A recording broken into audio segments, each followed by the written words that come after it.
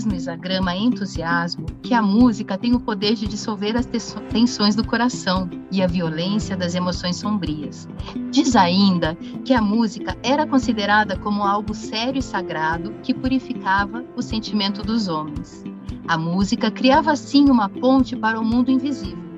E nos tempos antigos, os homens se aproximavam de Deus através do teatro e da música. E o entrevistado de hoje, há 40 anos, atua diretamente com o propósito de fazer a ponte do público com esse mundo invisível. E nós conversaremos hoje, no Saúde com Vidas, com o músico Ângelo Ismanhoto, que é radialista, compositor, alaudista, violinista, músico de instrumentos raros, como oud, sarod e daxofone. Isso. Ângelo se define como um músico brasileiro de alma indiana. Seja muito bem-vindo em nossa sala de bem-estar, saúde com vida sustentável, a rede dos alquimistas do agora.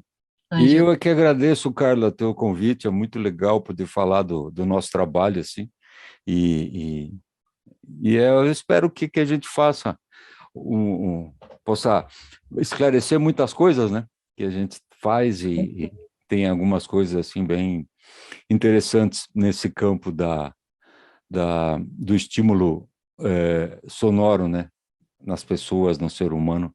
Tem muita coisa que ainda falta a gente descobrir. Verdade. E, primeiramente, aquela pergunta típica de psicólogo, quem é Ângelo Ismanhoto? Curitibano. Nasci numa família que eu não sei por que o meu irmão mais velho era pintor, né, de quadros. Eu virei músico, a minha irmã dava aula e dançou balé, e o caçula, nós somos em 4, o caçula é poeta, gosta de escrever poesia. Então, todos da arte. Então, a gente se vivia em casa com... Minha mãe era professora, então a gente vivia em casa sempre com essa... respirando arte e tal, mas aí eu me experimentei muito em muitas áreas de arte, né, nesse sentido, e acabei na música, e eu me considero alguém que está indo atrás e procurando estabelecer uma linguagem própria minha no relação com a música, né, e fazer com que essa minha linguagem própria se manifesta. Esse é meu principal objetivo hoje em dia. Então, é complicado saber quem que eu sou. Eu sei, mas não sei dizer, né? Não sei explicar quem eu sou. Sou casado, e muito bem casado. Minha esposa é professora de artes, e a gente tem diálogos imensos sobre essa questão da arte, do estímulo artístico, né? Estímulo da beleza, da estética, da forma, e a gente anda por mil e umas praias artísticas, né? Cinema, arte, todos nós teatro. estamos inseridos nessa arte de viver, né? Isso. E nos anos 80, você participou de grupos importantes, que foram o Conjunto Renascentista e o Estúdio Music. Como você ingressou nesses grupos? Começou com o Renascentista, né? O grupo Renascentista, e eu tinha uma namorada que fazia arquitetura, e um amigo dela começou a ter aulas de flauta com a Eunice Brandão aqui em Curitiba. E a Eunice Brandão tinha vários alunos de flauta doce, e como a flauta doce tem um material muito grande de composições, de músicas, de danças da Renascença, a Eunice quis formar um grupo e convidou o rapaz, como é que é? Ele está morando na Suíça agora, eu esqueci o nome dele. Às vezes a memória engana a gente, mas eu já lembro o nome dele. E aí a Eunice falou, puxa vida, ele disse que ele me conhecia, e falou com a Eunice, conheço um rapaz que toca violão e tal, tá fazendo aula de violão clássico e tal, e ele gosta muito dessa música da Renascença. E aí a Eunice me convidou para participar do grupo. E aí a gente fez o grupo renascentista, criamos o grupo renascentista, Eunice, E daí eu fiquei sempre, depois que a Eunice partiu para a Suíça, outros membros do grupo também foram morar na Suíça, e o grupo ficou assim meio sem pai nem mãe. Aí chegou mais gente de São Paulo aí que ajudou a gente transformou o grupo no Estúdio Music, né? Então pode dizer que eu sou membro fundador da história toda aqui, né? E aprendi muito. Essa foi minha escola de música, foi ali com o renascentista, né? Com o grupo renascentista, com a Eunice Brandão, e depois a gente teve a questão do Flávio Stein e do Plínio Silva, que chegaram de São Paulo com muita informação sobre a Idade Média, e a gente começou a trabalhar com a Idade Média também. Foi a questão de desenvolver tudo isso aí, né? Então, E a minha aquele fato da participação é... sua vida que você vendeu uma moto? Eu trabalhava no Banestado, né?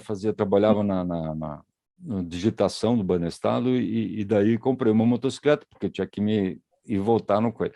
Aí, quando eu entrei no grupo, eu falei, puxa vida, a Eunice falou, puxa, você não consegue um alaúde? Eu falei, eu não sei aonde é que eu vou conseguir um alaúde. Eu já sabia o que era um alaúde, porque o meu professor de música, de violão, o Valdomiro Prodóximo, aqui em Curitiba, ele tinha me passado umas peças da Renascença, e tinha xerox na época, né?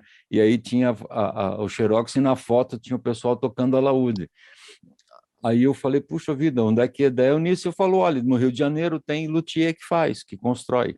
Uhum. Aí eu falei, opa, entrei em contato, viu quanto custava, eu falei, então vou vender minha motocicleta. Aí vendi a moto para poder comprar Aí abandonei o serviço também, né? Pedi as contas no trabalho também. Eu fazia economia também, parei de fazer economia para estudar música, e depois... como eu falei, né? A música me levou mais longe que a motocicleta, né? Eu fui muito mais longe. Verdade. E esses grupos, eles tiveram um público que os seguia. E nos anos Hum. 80, a música antiga era vista pela plateia de modo diferente que agora? Eu acredito que a gente era mais, como é que é, assim, eram mais parceiros com o público era mais parceiro da gente, acredito eu. Que naqueles anos, né, como a gente trouxe, creio eu que foi o primeiro alaúde que chegou em Curitiba. Então, a Uhum. curiosidade das pessoas era bastante grande, né? E eu andava na rua todo faceiro com o estojo do alaúde, que era um instrumento que ninguém sabia o que tinha ali dentro, né? Todo mundo Uhum. perguntava. Então, a gente se sentia bem, como que trazendo novidades, né? Na área musical e tal. A gente tinha também a força da Fundação Cultural de Curitiba, da Camerata, Uhum. que também ajudavam a gente a ficar conhecido, toda essa coisa, e o público era mais interessado e tinha mais curiosidade para conhecer esse estilo de músicas diferentes, e que a gente trazia, né? Que a gente conseguia, ensaiava e apresentava ao público. E eu lembro de ter lotado o teatro de gente ficar para o lado de fora na época. Uau! Aqui no Paiol, a gente fazia concertos no Paiol, e lotava o Paiol. Tinha gente sentado na escada, tudo era assim, disputadíssimo, vamos dizer assim, né? E Então vocês foram pioneiros desse estilo de foi. música aqui. Aqui em Curitiba, sim, foi bem essa coisa bem... A Camerata trabalhava com a música barroca, né? É. Pouco depois da Renascença, a gente pegou a Renascença. O Roberto de Regina deu uma ajuda grande para a gente, muito grande, que ele é fã absoluto dos madrigais da Renascença, né? Então, a gente fez várias vezes, a gente fazia vinha cantores da Camerata para fazer os madrigais junto com o instrumental do renascentista, que a gente fazia música, a maioria era música instrumental, né? Tinha os cantores, mas não tinha o quarteto vocal específico, né, para fazer o madrigal. E às vezes era convidado, mas na maioria eram danças, né? Que a Renascença basicamente é danças, né? O pessoal se divertia muito na Renascença. Eles gostavam muito de dançar e beber e namorar, né? Eu acho que é Esse era, esse era o mote da Renascença, né? Como é que é? Sexo, drogas e rock and roll, né? Na Renascença era dança e vinho. Uhum. Tudo dedicado ao deus Dionísio, né? Deus Ah, Baco, sim. nessa parte. Ah, não tinha bastante aqueles bailes. A gente vê em filmes agora, né, que recriam um pouco a Uhum. época.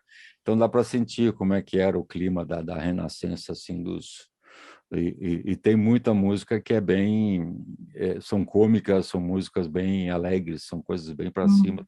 E tem, né, as danças, né, as pavanas, a virelés, as danças que tinham na Renascença era uma coisa assim bem, os turdion, eram tudo, o tema era com bebida e Uhum. mulheres, era muito assim para cima, era de festa, né? Era música festeira para festa. E, Ângelo, a gente está falando de Hum. música antiga sem esclarecer ao nosso público do que se trata. Você pode nos explicar melhor? Bom, no meio musical, quando a gente fala música antiga, significa música antes da era, vamos dizer, antes de Tchaikovsky, né? Antes de Sim. Mozart, né?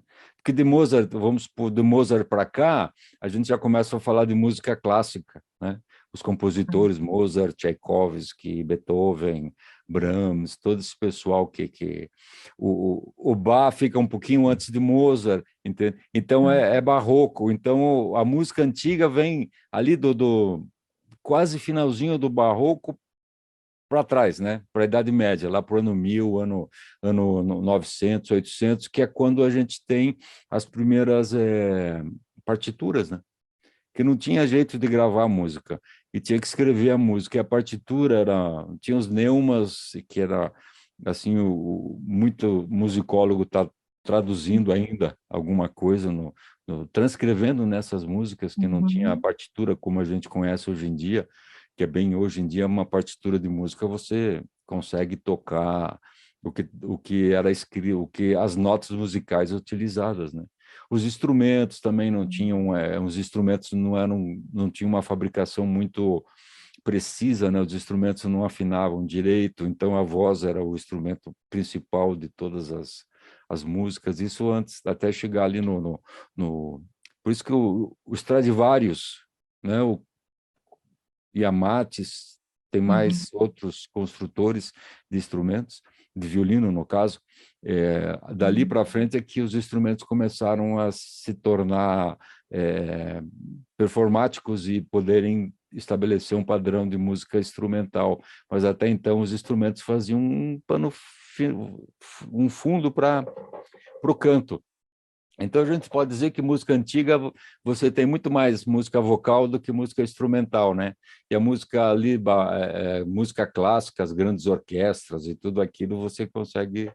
Então a música antiga é isso aí. Eu não sei se precisar exatamente datas, porque cada autor que Seria você basicamente as músicas antes de antes do surgir as pessoas da antes música clássica. isso, o início do Uhum. barroco, entende? Início do barroco ali o bar, tem coisas do bar, o pessoal acha que tem gente que diz que é música antiga, a coisa do bar, mas também existe um padrão também que dá para você estabelecer que seria as formas musicais, né? Uhum. Que a forma musical, ou então a questão das harmonias, a questão mais teórica musical, né? A harmonia que era utilizada eram mais simples, não tinham tantas cromatismo como a gente tem hoje em dia, né? Na música Essa contemporânea. classificação, então, pertence com a da teoria Também musical. você Ah, pode pegar, você pode estabelecer várias. Então, é isso que eu falei. Tem uhum. autores, tem autores É que relativo, estabelecem uma então, data, tem autores que estabelecem outra data, então a gente nunca sabe se a gente está é tocando uma relativo. música da Renascença ou da Idade Média, né? Mas Sim. basicamente música antiga, assim, bem no, resumindo, é Renascença, Renascimento e Idade Média. Renascimento Uhum. até final de 1600, vamos dizer. Inclui as cruzadas também, né? Isso, as cruzadas você já pega ali por volta de 1200, 1300, 1400, né? Que é bem... É bem por Então, ali. agora vamos falar de Bom, atualmente, da contemporaneidade, né? tá, Em abril desse ano, houve um lançamento do hum, CD Tríptico, produzido pelo produtor cultural Álvaro Colasso, que já esteve aqui no programa, e como consequência desse trabalho, houve o retorno do grupo, que fez agora em novembro e dezembro 8 apresentações. E como isso. tem sido esse retorno para ti? Para mim foi interessante, quer dizer, a gente teve que tirar o pó de alguns instrumentos que a gente não usava fazia tempo, né? E Hum, então rever essa questão do instrumental, a gente começou a rever as músicas que a gente fez, porque no disco, né, que a gente tem no CD que o Álvaro fez, a gente já tinha gravado um vinil, As Cruzadas, que faz parte do tríptico. E então esse vinil, as peças que a gente fez no vinil tinha a questão de usar os instrumentos. Eu não tenho mais um alaúde que eu toquei no coisa, eu não tenho mais, eu já vendi. Eu só fiquei com o alaúde árabe, especificamente, até eu tive que usar esse violão que está aparecendo ali atrás, ali, que eu usei, né, nessas apresentações aí para substituir o alaúde e tal. Mas foi uma volta, assim, bem dizer, uma volta ao passado contemporânea. o Da- alaúde árabe é oud, né? Oud, isso. Uhum, O oud se chama al-oud, que certo. significa de madeira. E aí, Ah, quando foi para a Europa, uhum, alud, e se transformou no alaúde, né? Enquanto que o violão mesmo, quer dizer, todo mundo diz que o violão descende do alaúde, mas não é. Tem gente que descende da guitarra, que em Roma, na época romana, já existia um instrumento de cordas que eles chamavam guitarra, né? uhum. O Wood trouxe mais uma questão estético-formal e filosófica para a música na finzinho da Renascença, né? Não, finzinho da Idade Média, começo da Renascença, que eles estiveram na Espanha lá. E aí, E como daí, foi revisitar o pois grupo é. de vocês lá dos Ah, anos 80, agora em depois, pleno 2000, né? depois Com de todo mundo. mais de 30 anos É verdade, é a gente verdade. se encontrava aqui de vez em quando em Curitiba, né? Mas não assim com a intenção de sentar e fazer a música de novo, né? E a gente viu, a gente está mais experiente, a gente está conseguindo resolver muita coisa que a gente demorava mais tempo para resolver, mas a gente já está meio que calejado e já sabe quais caminhos tomar dentro da estética dessa forma musical antiga, né? Uhum. Especificamente da Idade Média e começo da Renascença. E a E, apresentação de vocês que eu fui assistir, pois todo mundo é. aplaudiu de pé, hein? Ah, não. Não, a gente se sentiu Muito bom. beleza, se sentiu bem tranquilo e bom, e a gente achou que foi. A gente não esperava tanto, né? Esse Justamente como carinho do público, né? você me perguntou dos anos 80, eu disse que o público era mais assim, ficava mais junto da gente, né? Uhum. A gente tinha uma conexão maior com o público por causa da curiosidade do público, porque assim eu tenho uma teoria hoje em dia, as pessoas estão perdendo a curiosidade, né? Porque tá tão fácil achar as coisas na internet que não, né? Na nossa época a gente tinha que para descobrir alguma coisa, assim você tinha que encontrar um livro de alguém que falasse sobre aquele assunto, e não era só entrar na internet e botar o assunto e aparecer, né? Eu não sei se Sim. isso está fazendo com que as pessoas fiquem um pouco menos curiosas no Mas sentido acomodada também, né? de ir atrás E vocês de faziam conhecer. apresentações trajados com a época Ah, antiga, sim. né? A gente costumava se vestir conforme a época, de fazer com a luz de velas, até tinha os candelabros. Foi muito Mandou legal. fazer cadeira, mandou fazer candelabros, mandou fazer cadeiras para sentar, né? Da época, tudo, e usava a roupa da época, que era horrível, porque no verão, aqueles veludos, nossa, E era uma gola enorme também, né? isso, aquelas golas brancas, tudo assim, era É, bem. Mas na Idade Média a gente já não tinha uma roupa tão sofisticada, era mais simples, a gente não passava tanto calor. Mas o público adorava, realmente funcionava como uma máquina do tempo, né? uhum. A gente se transportava e transportava o público junto com a gente, né? A música tem essa magia, né, de transportar a gente Isso. em épocas, né? Eu creio que a música, que se você sentar e realmente se conectar com o que você está ouvindo, você adentra a dimensões outras, né? Diferentes do Sim. que aquela que você está não vivendo no momento, né? E E eu você acredito descobre, muito nisso. você Diga. descobre lá na Suíça o Hum, poder da música indiana e decide se aprofundar no sarod. E você é, foi aluno de quem? Zuckman.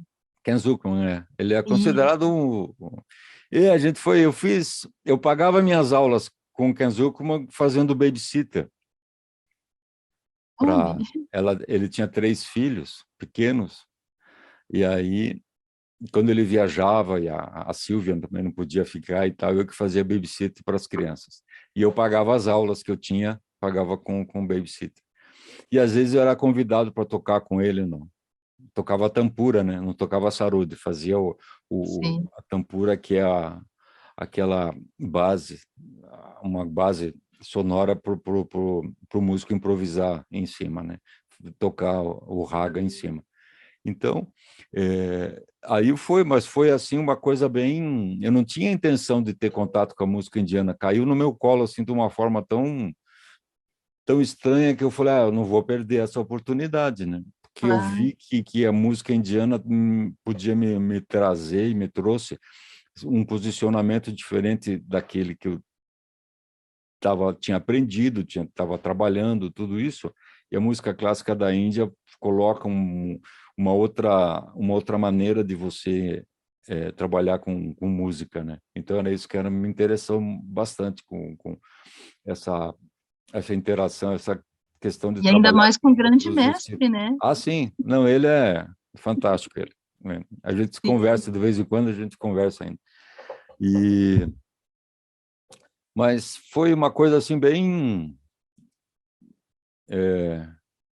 também é outro lado, né, da minha vida, essa música indiana que me E o que deu... significou para você esse estudo? Me abriu muito a questão musical, né? Para a questão mesmo você com o instrumento indiano, você cuidar de um instrumento indiano, a primeira coisa, isso que me deu, é uma coisa muito orgânica. Eu tocava alaúde, tocava violão tinha Uhum. comprado uma guitarra elétrica para mim também, que ó, eu gosto dessa coisa, de experimentar sons e timbres, e, e fazendo uma comparação, o instrumento indiano, o sarod, no caso, é um instrumento muito orgânico. Entende? Tinha dias que eu sentava para estudar e não conseguia estudar 5 minutos. Não conseguia, não sei o que era. E tinha dias que eu sentava para estudar e ficava 2, 3 horas. Eu falava, não, Você não falou vou. que foi uma paixão à primeira vista, né? Foi, Quando você não, viu no aí isso chão. é, é um desafio, né, também. É um, foi um desafio para mim. E também essa coisa de você estar... porque como a música clássica da Índia, ou a música que eu desenvolvi, que desenvolvo no Sarod, é uma música que tem basicamente a improvisação, né, do começo ao fim, essa é a estética do raga, da música clássica do norte da Índia. Você improvisa demais, então você tem que estar num outro... Tem que ter um outro tipo de posicionamento com o instrumento, com a tua, o teu respirar, a tua cabeça. Você está muito nervoso, você está tranquilo, você está ansioso, qualquer, você tem que baixar bolas, tem que ficar tranquilo para que as coisas fluam, né? Então, é essa prática de você conseguir desenvolver a música da Índia tranquilo e chegar É quase depois uma e dizer, puxa, meditativa, né? é uma coisa bem ritualística e tal. Mas creio que com o tempo e com a prática, isso vai ficando de uma forma mais... você se habitua é que nem meditação, né? No começo é muito difícil, no começo a gente se bate, a gente não faz, né? E depois tem uma história do discípulo, chega para o mestre e diz, mestre, eu faço tudo o que o senhor fala, eu não consigo meditar. Fico ali 1 minuto, 2 minutinhos e já já sai fora. Então, aí o mestre dizendo, não, isso passa, não tem problema, isso passa. E o discípulo continuou, né, na escola lá, a praticar. Daí, depois de um tempo, o discípulo corre para o mestre e diz, mestre, todo alegre, né? Mestre, estou alegre, estou conseguindo meditar, eu estou feliz da vida, porque agora eu sento e tal, e a coisa mais maravilhosa que tem na vida e tal, quando a gente senta e tal, a gente começa a meditar e entra em outras dimensões e não sei o quê. Aí o mestre falou, tá, não se preocupe, isso passa. Tudo vira, também passa. Então, é bem assim, a gente vai, e chega momentos, então, a gente sempre está aprendendo, então as coisas boas que a gente está desenvolvendo, elas começam a se tornar naturais, né? E a gente não... O mais complicado, Carla, é você descobrir, você sentir o que mudou em você entende? A questão com É relação uma à reforma música. íntima, né? Uma alquimia dos seres, né? O E movimento aí, ali, da como é música indiana. improvisação, você é obrigado a buscar as tuas ideias, a desenvolver um pensamento. Por isso que até eu posso me adiantar um pouco nas questões aí das tuas perguntas. Quando eu comecei a trabalhar com a música clássica da Índia, eu comecei a Uhum. trabalhar com os temas e coisas de indianos.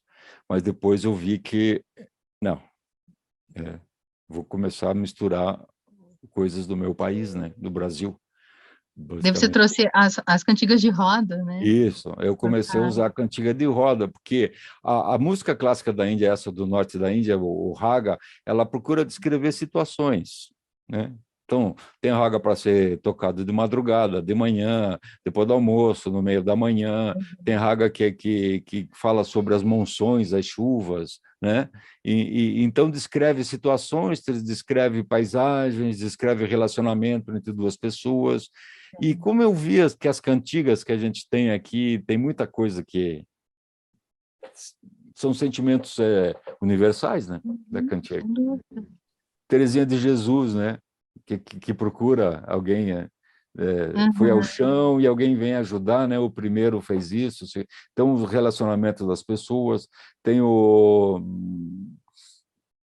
a, como pode o peixe vivo, né? Como pode o peixe vivo viver fora da água fria, né? Sim. Essa coisa. Aí tem Se Esta Rua Fosse Minha, também é bem legal. Então são histórias, os temas são muito lindos. E aí eu comecei a perceber, são temas curtos e casa. Então eu comecei a transformar e adaptar essas cantigas para E como foi esse forma. impacto, assim, dessa novidade para o teu público quando você propôs?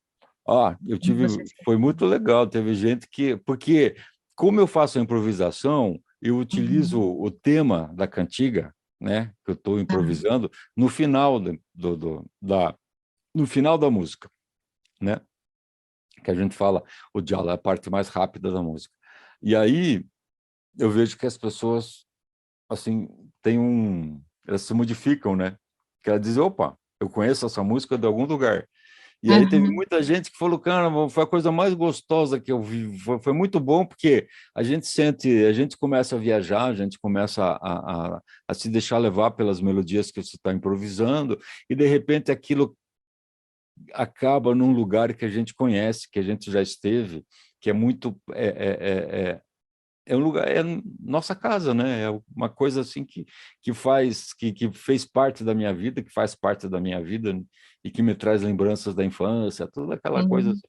Então funciona bem legal. E de uma forma artística, Mexe com a memória falando, afetiva das pessoas, né? sim, mexe. É, porque aí eu falei, porque o raga, porque se eu for tocar o raga, vamos dizer, Malkauns, que é um raga que tem na Índia lá, o que acontece? Ele descreve a força do guerreiro. Uhum. Bom, eu não sei descrever a força do guerreiro na Índia porque eu não sou indiano. Hum?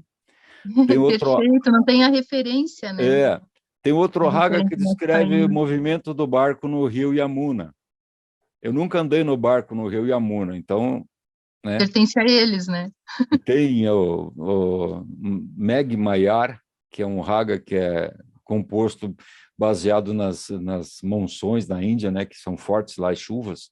Eu nunca senti o cheiro, o friozinho, ou então aquela coisa daquelas chuvas, né, daquelas pancadas que tem aqui no Brasil, né? Aqui em Curitiba tem muitas pancadas desse gênero, mas lá deve ter um cheiro diferente. E esse eu nunca senti, então é Você complicado a ambientou, gente. né? Você ambientou os ragas para nossa cultura, né? Foi, e Foi como uma inovação. são sentimentos que fazem parte do, do, do, do cabedal do ser humano, né? Uhum. Relacionamento, você está bem com você mesmo, você está bem com os outros. Relacionamento, que mais que a gente pode ter, viver no dia a dia, né? A questão da se acalmar e tudo isso, né? o, temas infantis e de encontro, temas de alegria, né? A gente faz o Ciranda Cirandinha, né? É E bem você legal. construiu um instrumento, né? É o Ah, não, o daxofone. saxofone? Eu não construí, eu mandei um rapaz aqui, o Thales aqui, ele construiu para mim, eu fui lá no... Uhum. O E Thales o que sempre seria cuida. um saxofone, assim, para a gente ter Hum, mais ou menos a ideia? o daxofone é um instrumento que a gente toca com um arco de Ah, contrabaixo, e é um instrumento de fricção. Então, são línguas que a gente uhum, põe a gente adapta ela, línguas de madeira, né? Assim, uma uhum. espessura assim, de 3, 4 milímetros, e essa língua chama de tong, né? Mas traduzindo, língua. E aí a Sim. gente põe essa língua, a gente amarra, encaixa ela num... eu vou buscar, ele está aqui, aí eu já te mostro como é que funciona, acho que é melhor, Ah, tá legal. bom? Aham. Esse aqui é o daxofone. Tá. Então, tá vendo? Tem uma entrada aqui que é da guitarra, que é a captação do som que a gente põe e liga no amplificador. Aí ele Uhum. é uma caixa acústica, ó, né? Certo. E essa caixa que tem os captadores aqui que são grudados aqui, o piezo que fala, né? São grudados aqui nessa madeira. E aí, a língua que eu falei, essa aqui é uma língua, ó. Então, é Certo. bem orgânica, uma coisa assim, bem... Então, eu encaixo ela aqui, assim, ó,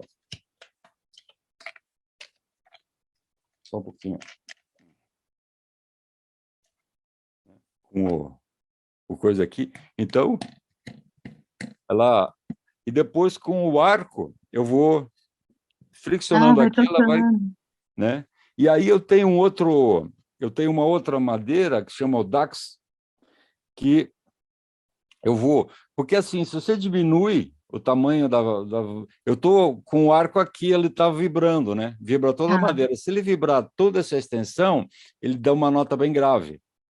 Aí, Uhum. quando eu vou interrompendo ou diminuindo o tamanho da seção que tá sendo estimulada, ele vai ficando Uhum. mais agudo, né? E Nossa, legal. essas formas aqui, elas dão timbres diferentes. Então, são mais de 90 línguas diferentes, uma da outra. E aí eu vi que era uma coisa assim que me encantou de uma maneira que eu digo, foi o Hans Haeckel, um alemão que desenvolveu isso na Alemanha. Ele faleceu Você agora trabalha em com improvisações, né? Pelo que isso, você falou. 2015. Então, esse é um instrumento que produz timbres, produz sons. E como eu venho trabalhando com notas perfeitas há muitos anos, eu Uhum. gostei desse instrumento, porque esse instrumento me faz eu ouvir, eu ter uma noção mais do timbre do timbre musical, né? É que Uhum. nem vamos fazer uma relação, é que nem fazer uma relação de um desenho de um rosto Tá. e uma linha rabiscada. Então, a linha rabiscada vamos dizer, é esse tipo de som aqui. Ele é a linha que eu tenho que perceber como arte, não o desenho do rosto. É a linha, Entendi. é o som, né? Costumo dizer assim, qual cor que você mais gosta, Carla? Eu gosto de lilás. Lilás. Então, se você tiver um Uhum. quadro só lilás, mais nada, você vai gostar do quadro por causa da cor, não se tem alguma pintura nele, né? Uhum. Então, aqui a gente começa, eu como é você, eu pelo menos no meu estudo, no meu desenvolvimento, eu tô aprendendo a gostar do timbre da nota, sem ele estar inserido em nenhuma melodia, em nenhum discurso sonoro, nenhum É um discurso trabalho musical. experimental, então. É bem experimental, é Ah, bem experimental, e eu espero que esse trabalho, quer dizer, tenho tocado bastante aí por fora, né? Em alguns lugares, o pessoal fica, eles adoram, gostam, porque é outra coisa bem orgânica, a gente nunca sabe hum, direito isso. o som que vai sair, a gente tem ideia, eu pelo menos tenho ideia do som que dá para produzir conforme a língua que eu uso, né? Eu É. tenho ali umas 4, 5 diferentes que eu uso, e cada uma dá um time, então eu já tenho ideia. Mas, mesmo assim, a gente consegue fazer variações e, e é a minha volta à minha ancestralidade, Uhum, a origem, né? isso, né?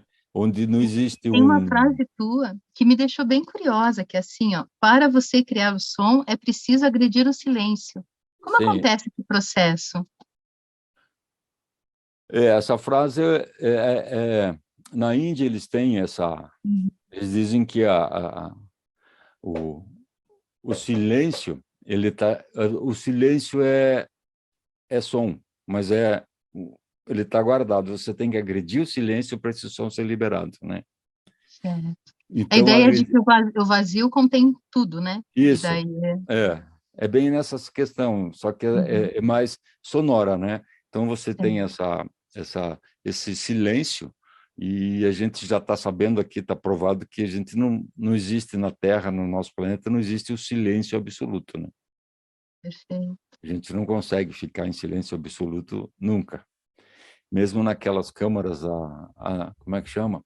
Tem umas câmaras anecoicas, anenoicas, eu não me lembro o nome, mas se você entra lá, você escuta o teu coração, você escuta a respiração, então você não está no silêncio. Mesmo lá no espaço, no meio do vácuo maior, você não escuta silêncio. Então, o silêncio é tão cheio de som que a gente costuma, isso é até uma coisa na Índia mesmo, isso é uma filosofia que vem da Índia, né? Que essa questão é você é, agredir o silêncio para produzir som, né? É esse É que é. como que o silêncio possui todas as potencialidades do vir Sim, a ser, né? o silêncio é grande o silêncio. A gente tem eu fiz uma lista de silêncios, as formas diferentes de silêncios, né?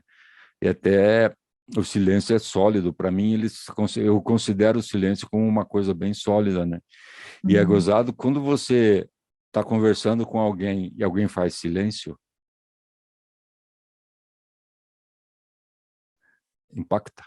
Dá uma N É, ideias do porquê do silêncio, né? é Dá uma coisa. N Então, ideias. e depois outra coisa, a música indiana ensina a gente a usar muito essa questão do silêncio, né? Uhum. E uma Como, frase também que você fala que eu achei bem interessante é que o músico indiano, quando toca, ele é ao mesmo tempo isso. intérprete, compositor e maestro. É. Ele é Então, completo, no caso. basicamente, a gente aprende a improvisar. E quando você aprende a improvisar, você tem que ter noção de composição. Então, você é compositor, né? Porque você tem que sair do...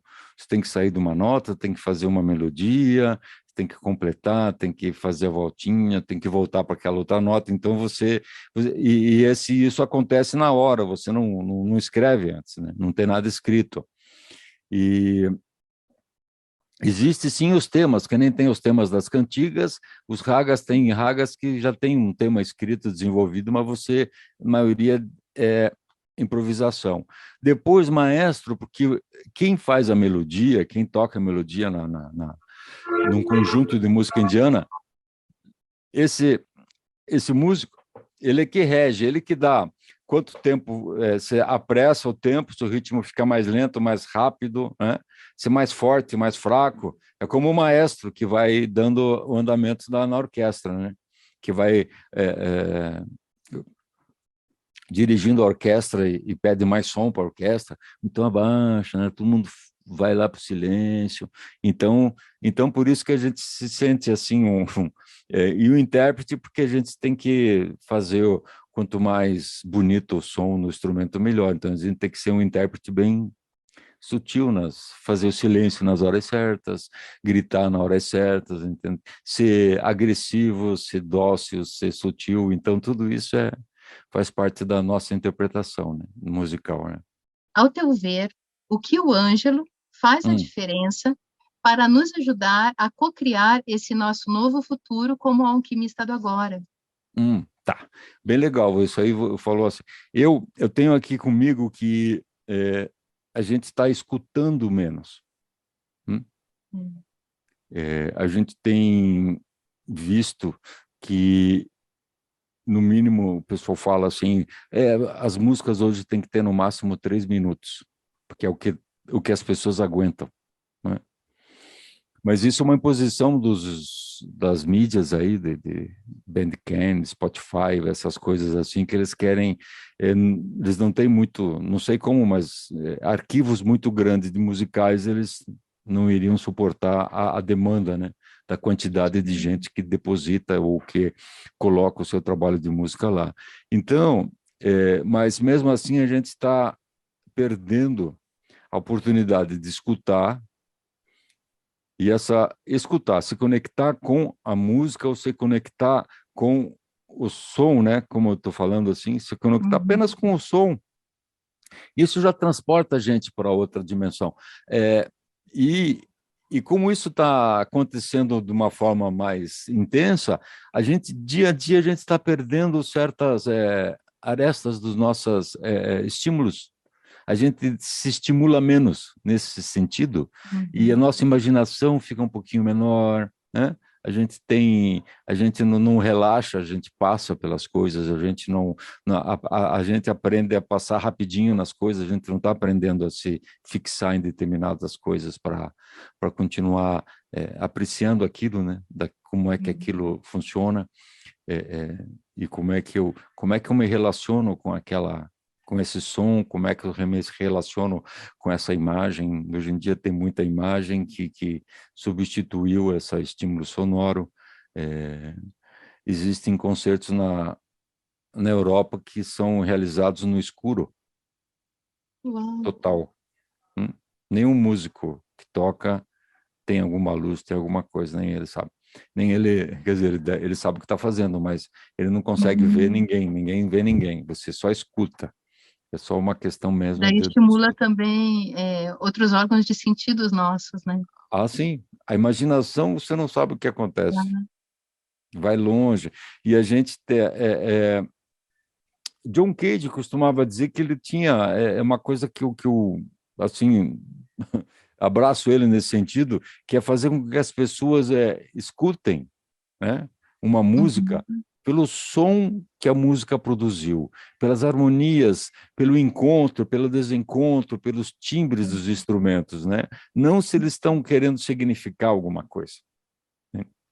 Por exemplo, se escuta uma música que o título dela é Passeando na Praia, então você já começa a escutar a música, você já se vê na praia, né? Agora, se você lembrar muitas músicas, por exemplo, Bach, que tem coisas maravilhosas, fantásticas, o nome das músicas era Fuga em Lá maior, Fuga em Dó menor, Fuga em Si bemol, não tinha nome, né? Abria para a Ela imaginação, né? era assim, você pensa no que você quiser, isso vai fazer, você pode botar isso no que você quiser. E parece que hoje não, parece que hoje tem que ter texto, tem que ter um nome à música, tem que ter ele tem que significar alguma coisa. É que E, daí cada um visita o seu próprio mundo imaginário, né? e, cada, Seu mundo invisível. e como você tem uma imaginação, eu tenho outra, a Márcia aqui em casa tem outra, cada um tem, depois a gente senta para conversar, puxa mesmo, é verdade. Então, a gente começa a descobrir o mundo das outras pessoas também, e mistura com a Sim. gente. Eu tenho trabalhado muito com dança improvisada. Eu faço música improvisada, a gente vai improvisar e dançar ao mesmo tempo, né?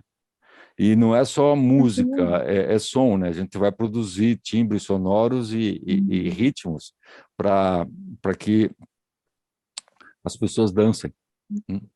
E o corpo expressa, né? O corpo sim, expressa muito. aí e a gente começa como músico, eu que no caso trabalho com uma música, eu começo a ver o movimento do corpo como uma partitura, Uhum. né? O corpo é a minha partitura para Sim. dialogar, entende? Então E a cada um gente, tem a sua partitura diferente, né? Porque a sim, cada expressão de um, cada cada um um faz mais rápido, mais devagar, um só fica no chão, o outro só fica pulando. Então você Uhum. consegue misturar tudo, né? Você consegue dialogar sem usar a palavra. Quando a gente vai num concerto, às vezes existe uma diferença bem grande de entretenimento e arte, né? Uhum. Então, eu considero, não estou dizendo que é ruim, mas eu considero um, um show do, do, do, como é que dá para dizer assim, do Roberto Carlos, eu Uhum. considero entretenimento. Você vai lá se entreter com arte, né? Tá. Agora, quando você vai num concerto de um pianista, Rubinstein, ou um pianista muito famoso, Uhum. aquilo é arte. Você vai ter contato com arte, né? E está acontecendo e acontece coisas menores, né? Em salas Uhum. pequenas. Eu lembro que eu tive lá na casa do compositor lá norueguês e o, a casa dele virou museu, né? E a gente visitou, e um dos principais compositores noruegueses. E depois, embaixo, assim, tem um teatrinho, onde apresenta-se a música, né? Teatro Uhum. para músico. E deve caber, acho que 40 ou 50 pessoas. Só isso, não tinha mais lugares que isso. E, é, assim, para poucas pessoas, um contato tão íntimo com a arte musical, né? Uhum. Não deixa, não chega, não, não dá para dizer que é um entretenimento, porque você vai lá ouvir aquilo, você se transforma em alguma outra coisa, enquanto que o de entretenimento passa, sai do chão, pula, faz toda aquela festa, né? É alegria Uhum. também, traz coisas assim, por isso que eu digo que não é ruim, mas existe essa diferença. E então, e creio que as pessoas pensando que eu vou muito em shows de música, adoro ir em shows de música, mas vai assistir uma orquestra sinfônica tocar, vai, né, escutar um quarteto, vai escutar alguém fazendo um solo de música, é outra experiência. Hum? Não é, não, Eu iniciei hoje o programa, né, a Saúde Convida, destacando a importância, exatamente o que você está falando, o papel espiritual da música na arte, né? sim, E você acredita que nas próximas décadas, ao seu ver, isso vai se tornar cada vez mais importante? eu tenho que acreditar nisso. Claro. Eu só quero assim, lá na Noruega, o Grieg, o compositor Grieg, que fez a Suite Peer Gynt, que é uma das obras mais Uhum. conhecidas dele. Agora, o que você está falando, eu acredito que tem. É como eu te falei, tem gente que está se voltando aquelas para concertos mais íntimos, né? A gente tocou Uhum. esses 8 concertos que você mencionou aqui em Curitiba, né, Sim. do Studium, a gente fez sem microfone, sem nada, foi tudo acústico. Uhum. E, de uma certa forma, teve gente que estranhou e teve gente que falou, puxa vida, como é gostoso ouvir as coisas naturais, né? Sem nenhum microfone, sem ter alguma coisa assim. O som dos instrumentos era o que eles podiam fazer, né? Hoje Ai, foi muito lindo, Ângelo. a gente Foi tem muito muita coisa lindo. assim meio que artificial, né? Porque você tocar um violão num estádio de futebol e todo mundo te ouvir, Uhum. é uma coisa que existe hoje em dia e é factual, é assim, mas é fora da qualidade do som de um instrumento acústico como o violão, né? Todo Perfeito. mundo Distorce o ouvir, som, né? O é, microfone distorce muito o som, né? Incrível. precisa ser muito bom, técnico Uhum. de som, então, para deixar um violão num estádio de futebol, mesmo num teatro Guaíra ou num teatro grande, ele soar para todo mundo, né? Como tem acontecido Sim. hoje. Eu tenho essa questão aqui, desde que inventaram o alto-falante, muita coisa mudou no mundo, musicalmente falando, né? E, e o meu acreditar no amanhã, que a música vai se tornar assim, eu acho que, acho não, acredito que é, as pessoas vão procurar uma forma de estabelecer relacionamento com a música de uma forma mais íntima, não tão superficial e É um assistir um despertar, né? concerto em pé. Oi? É um despertar coletivo, né? Se a Sim, eu gente acredito que pensar lá na vai, aos frente. pouquinhos vai, se não for aos pouquinhos, porque a mídia precisa de muito dinheiro para existir. Então eles Uhum, fazem esses shows assim que são fantásticos.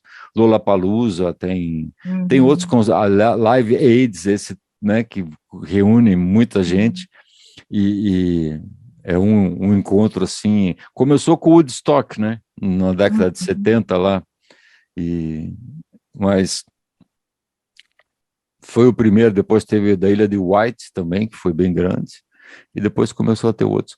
Mas a mídia precisa muito desse dinheiro para continuar existindo, né? E, mas eu acredito muito em compositores e músicos que trabalham fora da. Eu tinha um programa na rádio educativa que eu chamava Exatamente isso que eu vou te a perguntar outra, agora. a outra margem, era a outra margem, e a outra, o programa, Que eu, você retornou para o Brasil e você fez a parte do programa de rádio, né? Como sim. que foi essa tua experiência de pegar esse público mais dos ouvintes mesmo, né? Tem gente, ó, faz A tempo, hein? rádio. Foi os anos 90 por aí que eu Uhum, comecei. 89, 90, que eu comecei aqui na rádio educativa aqui do Paraná, né? Eu fui sim. conversar com o diretor e falei que tinha um trabalho, tinha estudado música clássica da Índia e tal, e queria saber se ele não se interessava por ter um programa de música clássica indiana. Ah, interessantíssimo. Então, a rádio não tinha na discoteca da rádio não existia nenhum disco, nenhuma música indiana. Olha, Aí eu foi falei, bem bom, vou ter pioneiro, que. né? Bem inovador. Eu tinha trazido alguns CDs comigo, algumas gravações que eu tinha conseguido lá na Suíça, e aí eu falei, ó, posso usar essas minhas no começo, e depois comecei a emprestar. E o Eno Sebo, tinha um sebo que ele vendia, e alguns amigos aí que faziam, na época, CD, eles importavam CD, e tinha CD de várias CDs da Índia, né? Uhum. Com o Ravi Shankar, os famosos lá. E aí eu emprestava fazer o programa e tal. Mas tem gente que chamava Ana Rata. Hum, Uhum. E o, tem gente hoje em dia que vem, puxa vida, eu lembro ainda dos teus programas, né? Ah, que Ana joia de Rata, aqueles lembrança, programas, então. e faz tempo, foi anos 90, 89, 90, e E ainda você foi, não pensa em retornar eu, para esse meio de radialista? daí eu fui. Depois eu viajei de volta, daí eu Uhum, voltei, ficou um tempo, a rádio educativa foi, de uma certa forma, mudou, porque a rádio educativa é pública, né? Então uhum. muda o governo muda o secretário muda o diretor da rádio muda toda a programação, e aconteceu várias vezes comigo isso de ser dispensado porque não interessava a minha esse tipo de cultura pro povo, né? E Esse programa que a gente está fazendo aqui de entrevista passa também na Rádio A Empreendedora. hum, Daí eu vou yeah. te passar o contato, porque se você quiser voltar para esse ramo de Pois é, radialista, é super não, eu bem-vindo, tenho. Pois assim. é, daí depois de um tempo eu encontrei o José de Mello, era o diretor da rádio dele, Uhum. encontramos aqui num restaurante aqui em Curitiba, e ele falou, "Ângelo, você não quer voltar para a rádio?" Eu Sim, falei, olha, claro. vamos ver, acho que sim, deixa eu pensar aqui comigo, já te falo ainda. Aí eu cheguei e falei, puxa vida, eu podia fazer, mas eu não vou trabalhar só com música indiana, eu vou procurar outra coisa, outra, Uhum. outra outro viés, assim, né? E aí comecei a trabalhar um programa que eu chamo A Outra Margem. A outra margem Uau. seria o lado que onde os músicos e as músicas não fazem parte do mainstream. Quer dizer, o Uhum. músico não trabalha para vender, para para fazer para a divulgar. indústria comercial. Sim. Ele trabalha, ele grava CD, ele faz shows. E qual o horário do programa? Não, já, esse programa já foi. Você não fiz mais. Esse eu terminei. Mas deixa em stand-by, a gente fala aqui na Rádio Empreendedora, pode deixar. Não, tá. Depois, o que eu tenho eles aqui. Eu fiquei 4 anos no ar com o programa. Ai, que formidável. E o programa era assim, tinha o programa, eu abria o programa e falava, ó, hoje quem vai tocar é o Chiquinho e o Luizinho. Uhum. E geralmente era um artista por programa. Então eu pegava 1 hora de áudio, de música desse grupo musical ou então desse artista e tocava. E dizia, olha, se vocês quiserem saber o nome dos músicos... Ah, não, o crédito eu dava. Se vocês quiserem saber o nome das músicas e saber bem direitinho, eu tenho uma página no Facebook que se chama Outra Margem, você entra lá que todas as músicas e os músicos, e tem um vídeo que eu baixava do YouTube, botava no Facebook, tem um vídeo que vocês podem ver o músico que eu apresentei tocando. Que legal, vamos recuperar. Eu achei muito jóia o formato. Então, o formato era esse. Então era bacana porque eu sempre me incomodava um pouco uma música de um cara, depois de eu trocar o rádio, sempre assim, né? Um monte de ator. E eu tive, primeira vez que alguém me convidou para trabalhar numa rádio, eu falei, vamos fazer um programa, vamos tocar o LP inteiro do músico. Vamos escolher um músico e vamos tocar o LP inteiro, né? Na época era LP, o vinil, né? Vamos tocar inteiro ele e comentar, ó, essa música aqui, essa música ali, tá. Mas a rádio não aceitou. A gente chegou a fazer um piloto, mas não aceitaram.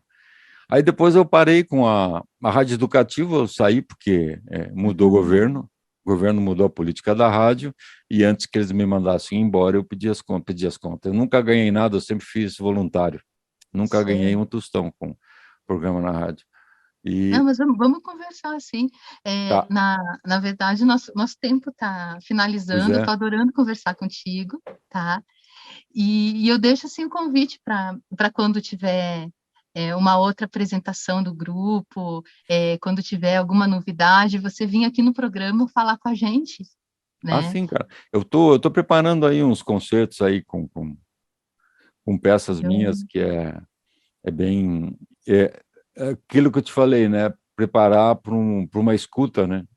Então eu tô pensando e preparando uns concertos aí onde priorize a escuta, né? Onde as pessoas vão lá para escutar. Você poderia nos deixar uma mensagem aos nossos que são o pessoal da Primer TV, ouvinte, que eu lhe falei, da Rádio Empreendedora, Web, que é da TV Empreendedora, e do Instituto Brasil Suisse, do canal Cultive, os nossos espectadores, os cultivadores do agora, Ângelo?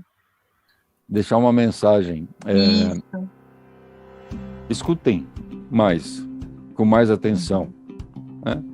E procurem se relacionar com a arte de uma forma bem saudável, no sentido de fugir um pouco dos padrões que são impostos aí por um mercado, né? Não que não tem coisa boa, você pode fazer a relação, mas não deixe de escutar a música. E eu costumo dizer assim, que escutar Beatles é muito fácil, escutar Led Zeppelin é fácil, né? Escutar Chitãozinho Chororó é fácil, esse pessoal todo assim, né? Eu lembrei disso, mas a música sertaneja é muito fácil escutar. E se a gente começa e é tão fácil escutar que aquilo passa batido. Agora, quando você vai num concerto onde você é obrigado a escutar de forma diferente e a se deixar verdadeiramente se sentir voando nas vibrações ou nos timbres musicais, sonoros, aí sim a gente tem a escuta fica fina e a gente começa a se conhecer melhor. a saber das A possibilidades gente se e coloca numa sentimentos. posição de desafio, né?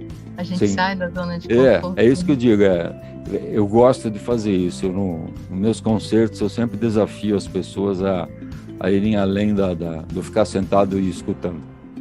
Eu digo escutar, hein? Não estou dizendo ouvir, é escutar, é diferente. Então gratidão, assim, de coração pela nossa Obrigado, entrevista. Carla, pelo convite, muito, muito feliz de estar aqui, e vamos conversar mesmo aí sobre o programa da rádio e tal, que a gente Perfeito, vamos sim. podemos fazer isso aí, tá bom. E Gente, obrigado. E se você é um empreendedor, seja CPF ou PJ, e acredita na nossa proposta de formação de uma rede de alquimistas do agora em saúde com vida sustentável, mande um e-mail para saudeconvidas@gmail.com contando o que você faz a diferença para nos ajudar a co-criar o nosso novo futuro. E seja assim nosso novo alquimista do agora, como o Ângelo Esmanhoto. Obrigado. E eu deixo uma mensagem para todos nós. A vida é o que acontece quando estamos ocupados fazendo outros planos. John Lennon. E Saúde com Vida fica por aqui. Agradeço muito de coração a audiência, o carinho dos e-mails diários que recebo de todos vocês. E até nosso próximo programa. Namastê.